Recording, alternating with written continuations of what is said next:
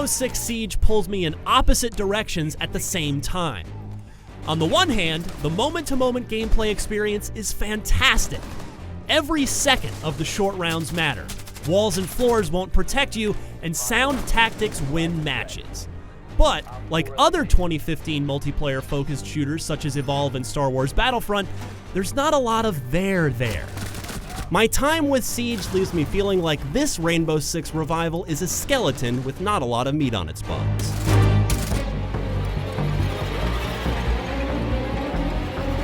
Siege reboots the long-running Rainbow Six series as a 5-on-5 attack and defend competitive shooter that's as much about blowing holes in the world around you as in your opponents. Destruction is no gimmick. Shooting through walls, blasting through floors and ceilings, and keeping as much of your corporeal Special Forces husk behind fragile cover during firefights is key to extending your life in each of the respawn-free modes. And while Siege isn't the best-looking shooter out there, it includes memorable touches like the arterial blood spray that coats the wall behind your target when you off them. It looks like something truly terrible happened in that spot.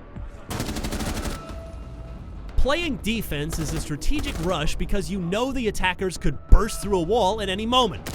When defending an objective, you'll have 30 seconds or so at the start of a round to fortify key areas with barbed wire on the floor, barricades, reinforced doors and windows, and more to limit the enemy's ability to approach their target from certain angles. I haven't liked fortification in a shooter this much since Gears of War 3's fantastic Horde mode.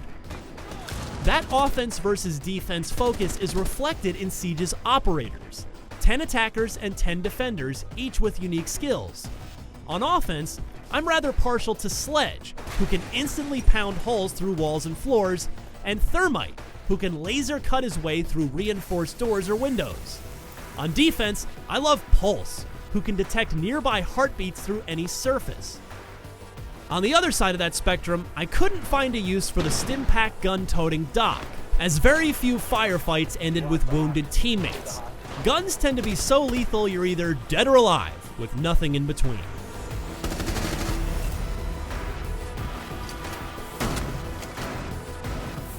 While the 11 maps have enough variety between them, the adversarial modes feel very similar. Hostage, bomb, and secure area are all variations of try to get into a place the other team is keeping you out of. The CTF-like hostage carries the most potential, since it ostensibly has the added goal of grabbing a human-shaped flag and carrying it out of danger. But in my experience, no one ever even got to the hostage, let alone rescued him or her. Instead, an overwhelming majority of rounds ended with one team getting wiped out. As for the returning Horde-like Rainbow Six favorite Terrorist Hunt, where you and your team hold out against waves of AI enemies, normal mode is a bit of a misnomer here. On that skill, the CPU-controlled creeps have fairly lousy aim and won't take advantage of many of Siege's new mechanics outside of shooting through walls. Crank it up to at least hard and you'll have a better, more realistic, human-simulating challenge with your friends.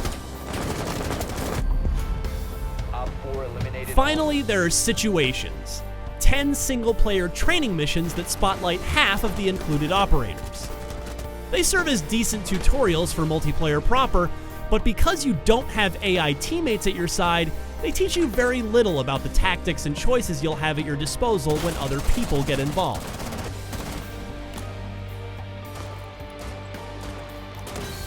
The least interesting part of Rainbow Six Siege is its progression system. Literally everything is locked when you first fire up the game, including ranked multiplayer matches, which don't become available until you reach character level 20, easily 10 plus hours. Siege more or less forces you to play the situations in order to earn renown, the currency used to unlock the 20 operators and their weapon attachments. Completing all 10 and achieving 90% of the secondary objectives along the way allowed me to unlock half of the operator roster. After that, however, it's a slow grind, as the second 10 require much more renown to unlock, and completing Terrorist Hunt or PvP matches doesn't earn you much, especially if you lose.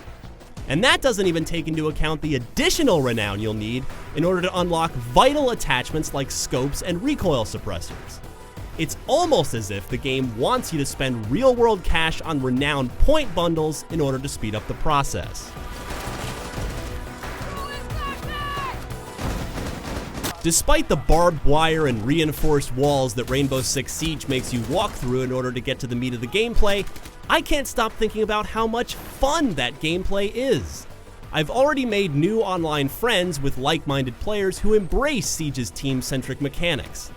It's more cerebral than the twitch and react shooters of the day like Call of Duty and Halo, which doesn't make Siege better or worse, but it does make it refreshingly different. For much more on Rainbow Six Siege, you're already in the right place right here at IGN.